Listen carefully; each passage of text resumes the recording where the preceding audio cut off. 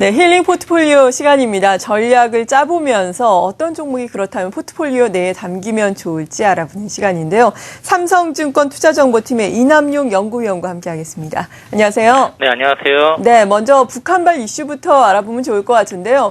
이번에 지정학적 리스크의 영향은 크지 않을 것이다라는 의견이 대부분인데 앞서서도 저희가 전문가와 연결해서 알아봤듯이 이 문제가 만약에 핵 중심의 국가 운영 체제로 바뀐다든지 향후에 권력 체제와 관련해서 문제가 발생을 한다면은 큰 또 위험 요소로도 작용할 수 있을 것이다라는 우려가 시장에는 상존하고 있거든요. 먼저 지정학적 리스크에 대해서 우리가 어떻게 대응 전략을 짜가야 될까요?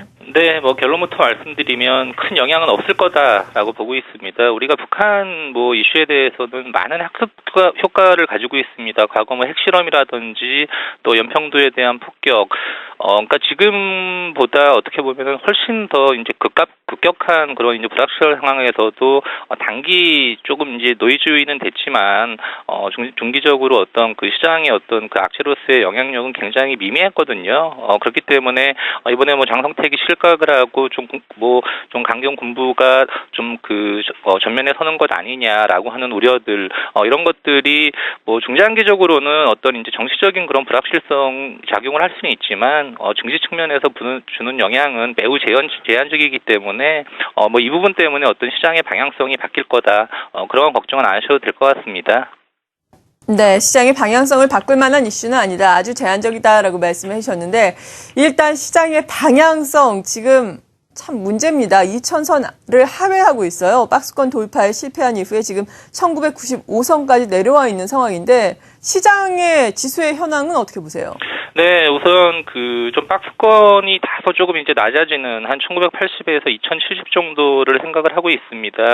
가장 큰 이유는 아무래도 이제 미국 블랙 프라이데이하고 사이버 먼데이 매출이 미국 주택 경기, 그다음에 주가 상승에도 불구하고 생각보다 좀 부진했다라는 측면이 글로벌 이제 미국이라든지 유럽, 어떤 일본의 경기 회복 속도가 좀 둔화되는 거 아니냐라는 우려와 이제 겹치면서 미국 시장이 좀 조정을 받았고 또 한 가지는 엔화 약세가 진행되면서 수출주들에 대한 이제 우려감, 심리적인 우려감이 같이 좀 이제 작용을 했다라고 보고 있거든요.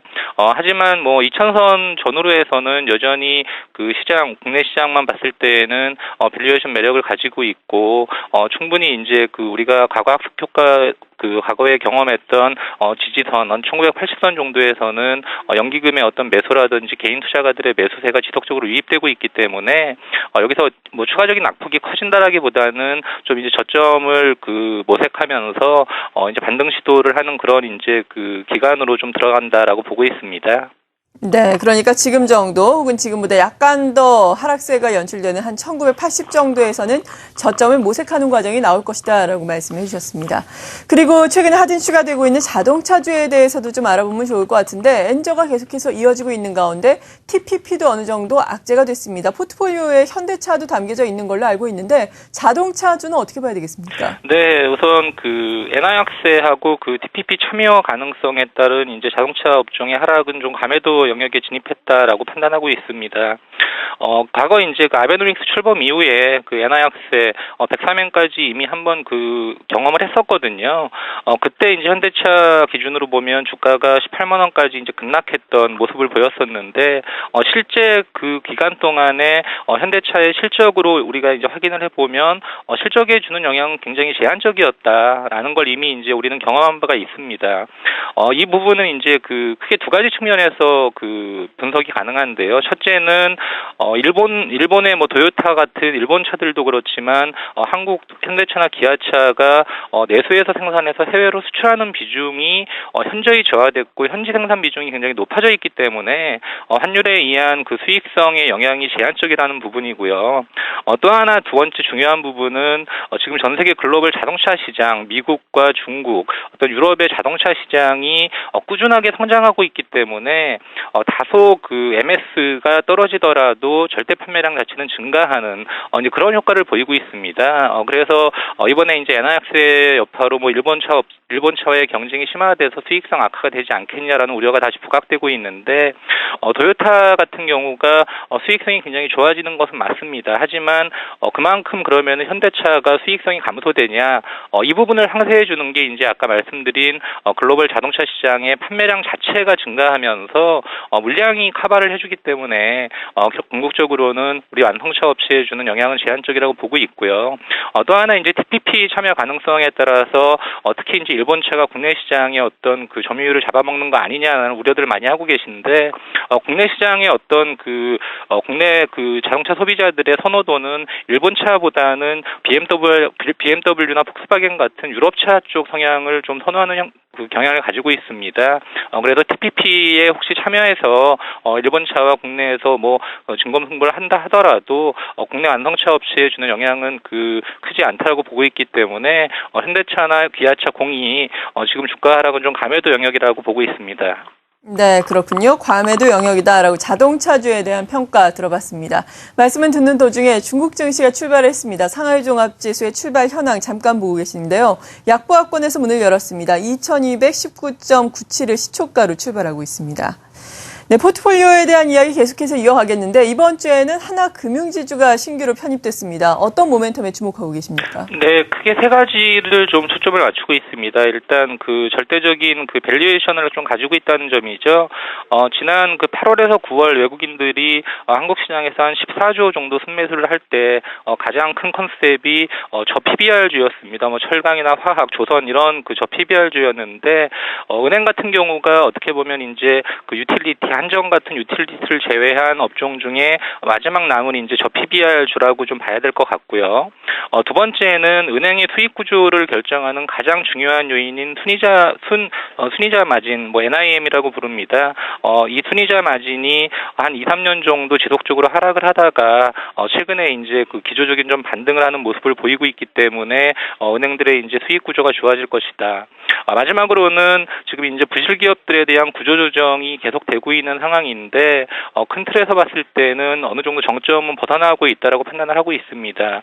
은행들의 수익성을 가장 이제 좀 그 깎아먹었던 부담이 부실 기업 처리에 따른 이제 충당금 이슈였는데 이런 부분들이 이제 피크를 좀 지났다라는 점, 크게 이 세 가지 관점에 좀 맞춰서 하나금융지주를 신규 편입했습니다. 네.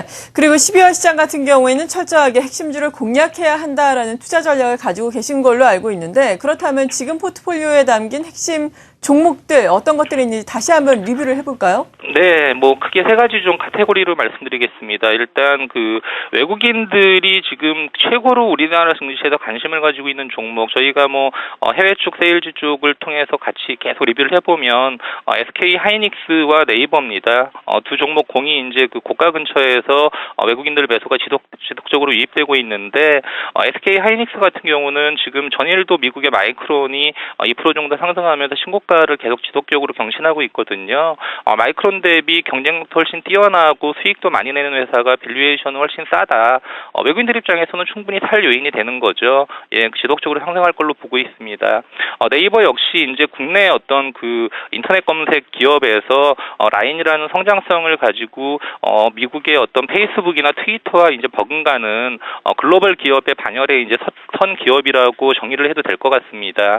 그런 관점에서 보면 네이버 역시 외국인들이 페이스북과 비교할 수 있는 어떤 아시아의 대표 기업으로 지속적으로 관심을 갖고 있기 때문에 SK 하이닉스와 네이버가 지금 현재는 시장의 중심주다라고 봐야 될 것 같고요. 저희 포트폴리오에 있는 이제 종목들 간단히 살펴보면 밸류에이션 매력과 이제 성장성 두 마리 토끼라고 좀 말씀드릴 수 있을 것 같은데 아까 언급드렸던 현대차 같은 경우는 이제 밸류에이션 매력을 가진 구간으로 들어갔고요. 그다음에 증설 모멘텀을 가지고 있는 강원랜드, 또 이제 어떤 미국의 소비 회복에 따른 그 수익을 받을 수 있는 패션 OEM 업체 한세실업, 자동차 부품주의 대표주인 현대위아 이런 종목들이 이제 밸류에이션 매력하고 성장성을 함께 가지고 있는 종목들로 보고 있습니다. 마지막으로는 이제 그 꿈과 성장성을 가지고 있고 또는 이제 턴어라운드 하는 종목입니다. 전일 그 미국의 그 전기차 업체인 테슬라가 16% 정도 이제 급등하는 모습을 보였습니다.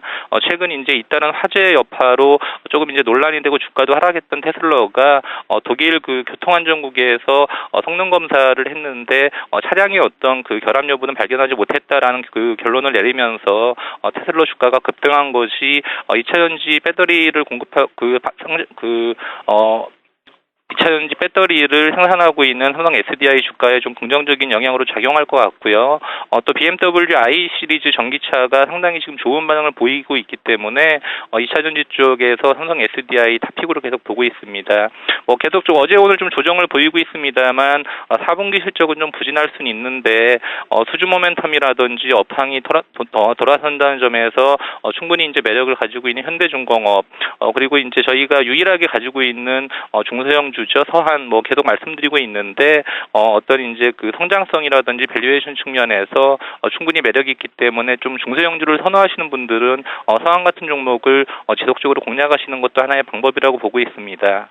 이렇게 시장 상황 진단을 한 이후에 포트폴리오 내에 있는 종목군들까지 자세하게 살펴봤습니다. 삼성증권 투자정보팀의 이남용 연구위원이었습니다. 감사합니다. 네, 감사합니다.